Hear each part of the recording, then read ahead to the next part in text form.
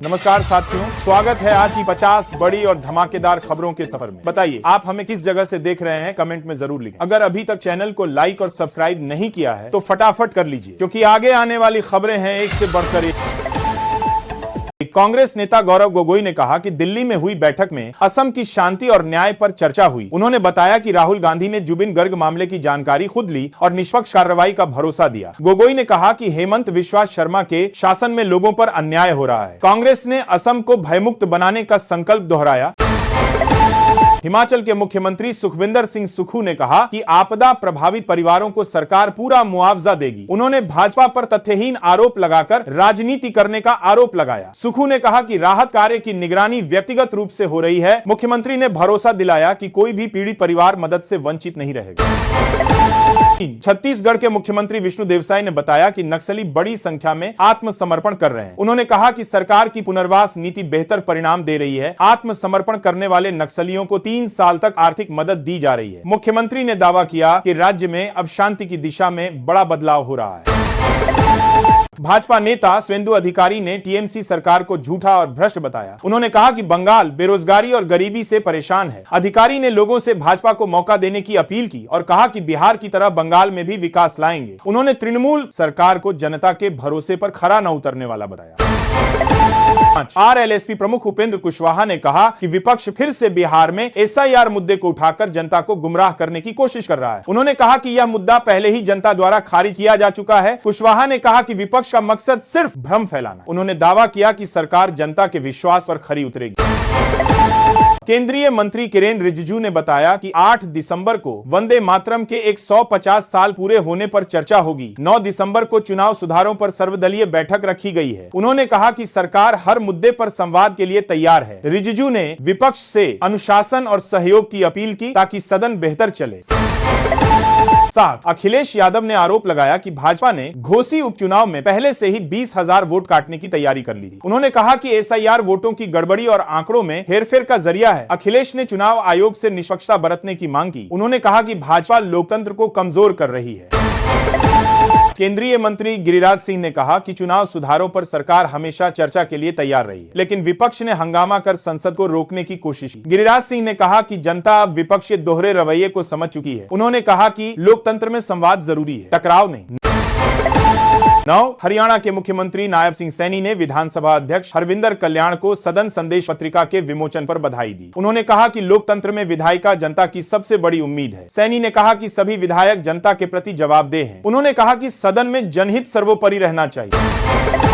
उत्तर प्रदेश के उप मुख्यमंत्री ब्रजेश पाठक ने कहा कि बिहार की जनता ने आरजेडी के जंगल राज को पूरी तरह खारिज किया है। उन्होंने कहा कि यूपी में भी जनता विकास और सुरक्षा के साथ है। पाठक ने कहा कि एसआईआर से घुसपैठियों की पहचान साफ हो रही है। यही वजह है कि विपक्ष परेशान है।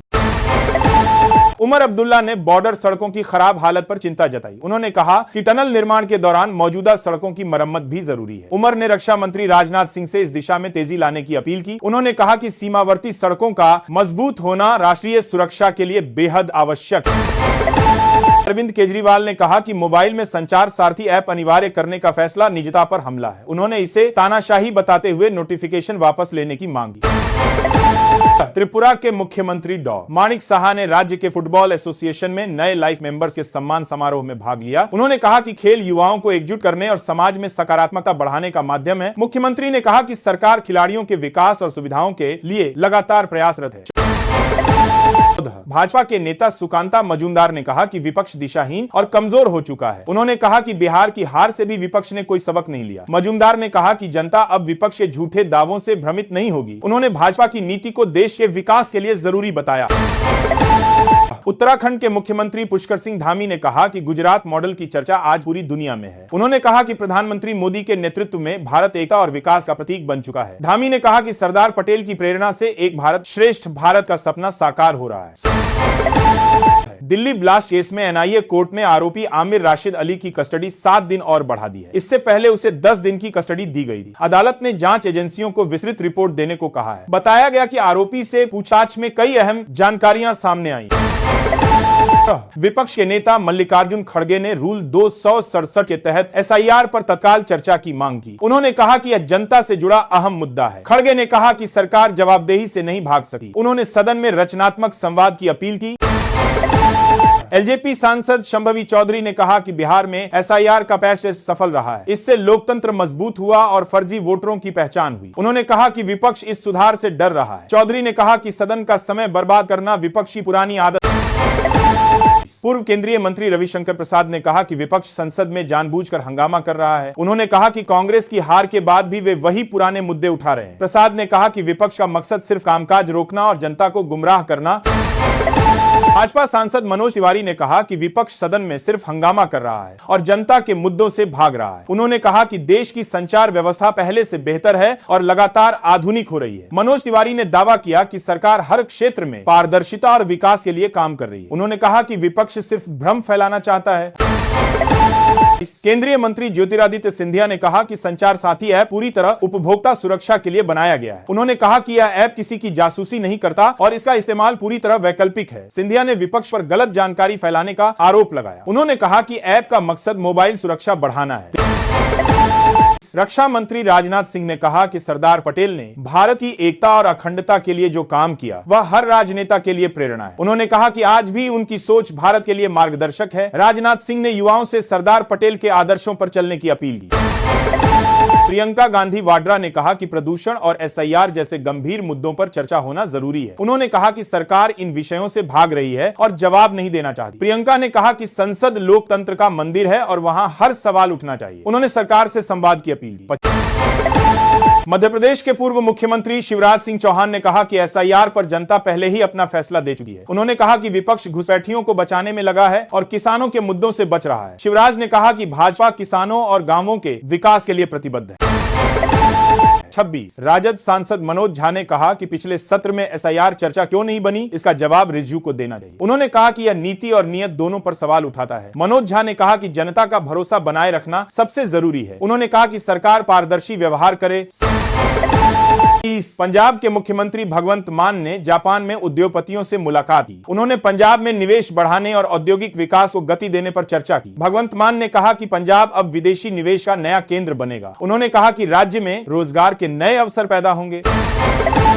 सरकार ने विजय माल्या और नीरव मोदी सहित 15 लोगों को भगोड़ा आर्थिक अपराधी घोषित किया। इन पर 48,000 करोड़ रुपए से ज्यादा का कर्ज बकाया है। सरकार ने बताया कि अब तक 19,000 करोड़ रुपए वसूले जा चुके हैं। बाकी रकम की वसूली प्रक्रिया चल रही है।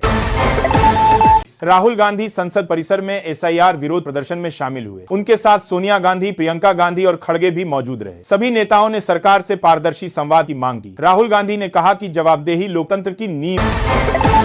वित्त मंत्री निर्मला सीतारमण ने कहा कि डिजिटल अर्थव्यवस्था और नए फाइनेंशियल प्रोडक्ट टैक्स सिस्टम के लिए चुनौती है। उन्होंने कहा कि देशों को मिलकर एक पारदर्शी ढांचा बनाना होगा। सीतारमण ने कहा कि भारत इस दिशा में वैश्विक सहयोग बढ़ाने का नेतृत्व कर रहा है। असम के मुख्यमंत्री हेमंत बिश्वा शर्मा ने कहा कि सरकार सुकाफा की विरासत को आगे बढ़ा रही है। उन्होंने कहा कि राज्य की सांस्कृतिक पहचान और आर्थिक विकास को संतुलित करना उनकी प्राथमिकता है। मुख्यमंत्री ने कहा कि असम को स्वावलंबी और सशक्त बनाना लक्ष्य है। अमेरिकी राष्ट्रपति डोनाल्ड ट्रंप ने इजराइल के प्रधानमंत्री नेतन्याहू को व्हाइट हाउस आने का निमंत्रण दिया। इस कदम को दोनों देशों के रणनीतिक संबंध मजबूत करने की दिशा में अहम माना जा रहा है। दोनों नेता क्षेत्रीय सुरक्षा और कूटनीति। कर्नाटक में सिद्धारमैया और डीके शिवकुमार ने साथ नाश्ता कर एकजुटता का संदेश दिया। दोनों नेताओं की मुलाकात को राजनीतिक तनाव घटाने की कोशिश के रूप में देखा जा रहा है। हाईकमान ने भी इसे सकारात्मक कदम बताया। उत्तर प्रदेश भाजपा अध्यक्ष के चयन पर दिल्ली और लखनऊ में मंथन जारी है। योगी आदित्यनाथ, आरएसएस और केंद्रीय नेतृत्व के बीच बैठकें हो रही हैं। सामाजिक संतुलन और संगठनात्मक मजबूती पर ध्यान दिया जा रहा है। नाम जल्द तय होने की उम्मीद है।